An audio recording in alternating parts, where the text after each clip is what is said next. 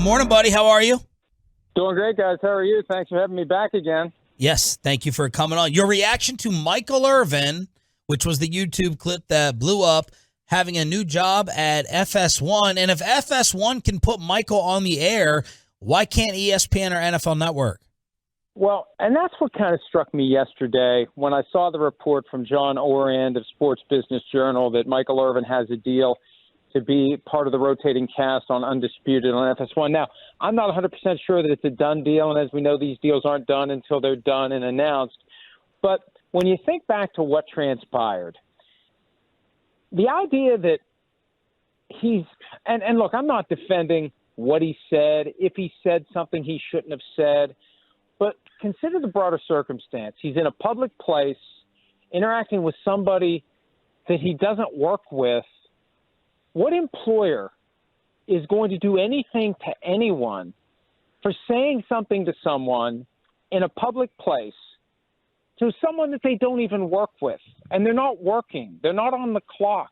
He's not doing anything that he's getting paid for. He's off duty.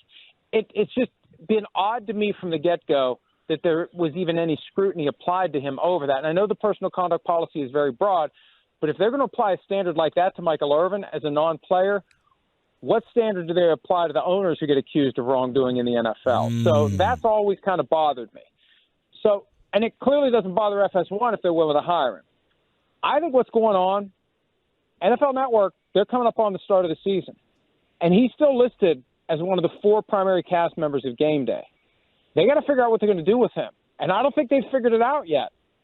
And the FS1 thing actually is better than the ESPN gig because FS1 and NFL Network are in the same general location. It'd be easier for Irvin to do both. But I don't think they've figured out what they're going to do with Irvin yet. They need to figure it out at NFL Network. Whatever happens at FS1, they still need to figure it out. And as we said on Friday, they need to make a decision. They need to either cut him loose or put him back on the air. 6 months is way too long for this thing to linger. And if they are going to fire him over it, it's a standard, it's a precedent that I'm not sure you want to have applied to other non-players, especially owners in the NFL. Is the question that NFL Network and ESPN and people like that they're grappling with, is it a legal question or is it an optics question you think that they're dealing with? Well, I think it's probably a little bit of both because he's going to have language in his contract that would support whatever it is that they're contemplating doing, but maybe it's a little bit too aggressive an interpretation of the contract. But then you've got the optics, you've got the PR, you've got the fact that the complaint was made by the Marriott employee. And I think that anytime you're talking about a business that big with a bunch of different departments, a bunch of different arms, a bunch of different people, it's not necessarily an easy thing to do to get it all worked out and to come to a decision. And I guess a lot of times maybe it moves more slowly than it should. But when you have a guy who's one of the 4 main members of their signature show, multiple hours on the air every Sunday during football season, you get to the point where you got to make a decision. And I think that is what's so interesting about this to me right now. Here we are 16 days away from the start of the season, and we still don't know what they're going to do with Michael Irvin.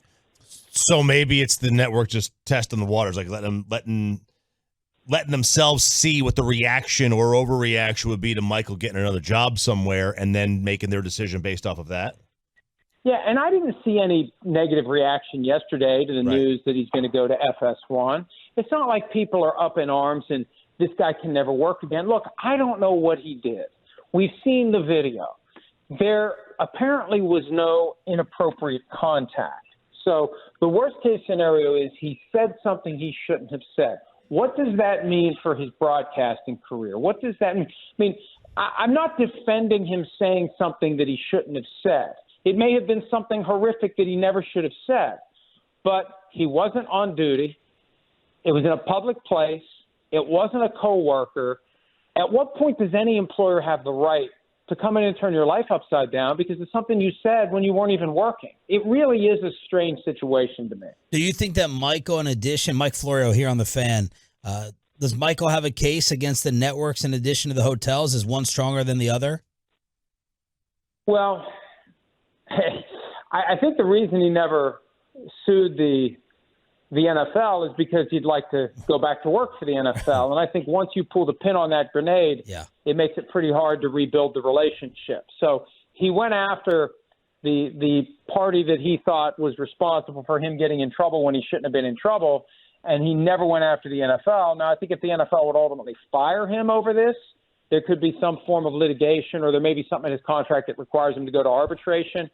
But I think in hindsight, one of the reasons why he didn't ultimately sue the NFL is he hoped to go back to work for the NFL. And there's a chance we're going to see him in a few weeks when we tune in NFL Network on the first Sunday of the regular season. He'll be sitting there at the big desk with Rich Eisen and Steve Mariucci and Kurt Warner, and everything just moves forward.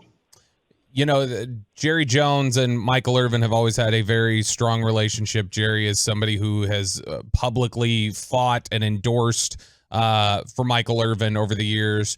Jerry Jones is also the chairman of the NFL Network, the committee for the NFL Network for the National Football League. Do you think that Jerry maybe privately is doing any sort of lobbying and saying like, hey, can we get a resolution here? Well, it wouldn't surprise me if he is, for a couple of reasons. Number one, he's got a strong affinity for Michael Irvin. And number two, this is a precedent the NFL wants to set for how it's going to apply the personal conduct policy to non-players. The owners better be ready to have it applied to them. And that was one of the big arguments in the Deshaun Watson case last year, that the punishment imposed on him was disproportionate to the punishment that gets imposed on owners who engage in misconduct, if there's ever even any punishment imposed on them. And, the personal conduct policy used to say, the player version of the personal conduct policy used to say that owners and league management are held to a higher standard. That language still appears in the personal conduct policy, applicable only to non-players. But if there is a vibe out there that we're going to hold owners and upper management to a higher standard, and you're going to fire Michael Irvin for something he said while he was off duty in a public place to a non-coworker, that's a hell of a precedent and that's a hell of a standard. And I don't know that anyone high up in the NFL wants to have that applied to them. Mike Florio, ProFootballTalk.com here on 105.3 The Fan. What do you think of whenever we have Orlovsky on, and I personally hate Skip Bayless's guts, I can't wait till he's off the face of the earth, but we get what they're doing here. Strong. Man, just be content with him to be no longer on TV. That's a scorcher. That'll be quoted in the article later on today after your interview. What do you think of the whole Cowboy game though, Mike? Like, do you roll your eyes at it? Like, you got to have the villain. Stephen A. hates him, and Michael loves him, and then Skip loves him, and LaShawn McCoy hates him. What do you think of the obvious game that the networks play when it comes to the star? Well, look, the Cowboys are the biggest draw that pro football has to offer by way of individual team. Consider the fact, and this dawned on me yesterday, in the first 29 years of the Cowboys' existence, they played in 12 conference championship games, or conference championship games equivalent. The first time they did, it was an NFL championship game, but it was to get to the Super Bowl. 12 times they played in the game that qualifies you for the Super Bowl in their first 29 years. In the last 28 years, they haven't been to that game once. It is amazing. It is a bet that I would have wagered everything I own and would ever own on, that there's no way in hell the Cowboys are not getting back to the conference championship game after 1995, that it's never going to happen again, at least until 2023. It's astounding. And through it all, they're still the most popular team. So that's why the folks who are trying to have relevance in the media that covers the NFL are going to gravitate toward the Cowboys. They move the needle. So pro-Cowboy, anti-Cowboy, Cowboy, that's the way to attract and hold an audience, because if most of the football fans out there are either passionate about the Cowboys because they love them or passionate about them because they hate them, they've been the most relevant team across decades of the NFL, dating back to when I started watching football in the early 70s. How does this Jonathan Taylor thing play out? It's a hell of a time to try to expect a team to stop everything it's doing as it's getting ready for a season, come up with a trade package that'll make the Colts happy, come up with a compensation package that'll make Jonathan Taylor happy, and then take Jonathan Taylor and wedge him into the plans you're already putting in place for your offense for this year. Who's going to do it? Chris Sims and I went through all the teams earlier this morning on PFT Live. He said the Chargers, I said the Eagles, the two teams to watch. And even then, I think it's too much. And it could be what the Colts are trying to do. Last-ditch effort to get him to realize his best move is to just have a big year with the Colts this season, and then we'll figure it out next year. If he goes out there and realizes no one is going to be in a position to offer him what he wants and to give the Colts what they want, that may be the way that Chris Ballard is, last-ditch effort as the GM of the Colts to get this calmed down and get Jonathan Taylor to say, all right, I'll play for the Colts this year. I'll give it my all, and then we'll figure everything out next year. Because this is stuff that should have happened in March, not in August. And in March, who knows if it would have worked out. Austin Eckler got permission to shop himself via trade in March, and he couldn't find somebody who would give him what he wants and give the Chargers what they want. So I think it's going to take a lot, and I would bet against something getting worked out at this point. Mike Florio, ProFootballTalk.com. Join us here at 105 through the Fan. Two Cowboys had ACL injuries over the weekend in Seattle. The players have been begging the league to get rid of turf and go to grass. Is the players' union really taking up the stance for them? I mean, what are the chances the league ever makes this change?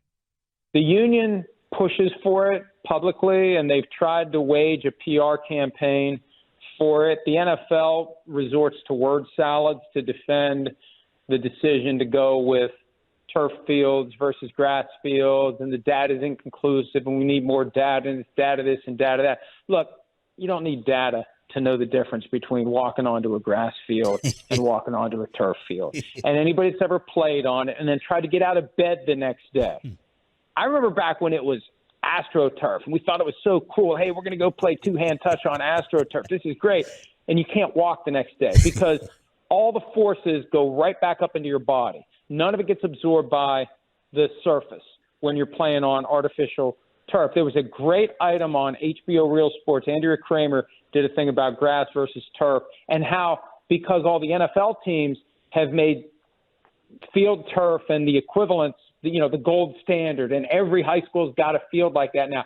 All the injuries that are suffered by youth athletes, leg injuries from the foot not having any give, and head injuries from the head striking the turf. There's an epidemic of injuries in youth sports playing on these fields. So the union's doing what it can, but at the end of the day, it's all about money. And, Jerry's going to bring in the specific field that FIFA wants for the World Cup, and they're going to have a grass hybrid field that would be more cushion and more give and maybe safer for NFL games. But he and the other owners who want to have all the concerts, and it's just easier and it's cheaper, there's going to be plenty of teams that still insist on using fake grass. May have to get Irvin's money and give it all back to Florio here with these types of appearances. Mike Florio, ProFootballTalk.com, Football Night in America, #1 YouTube star on this radio station and author of Father of Mine. Go and buy it now if you love mob stories. Thank you, brother. Appreciate you. Thanks, guys. See you.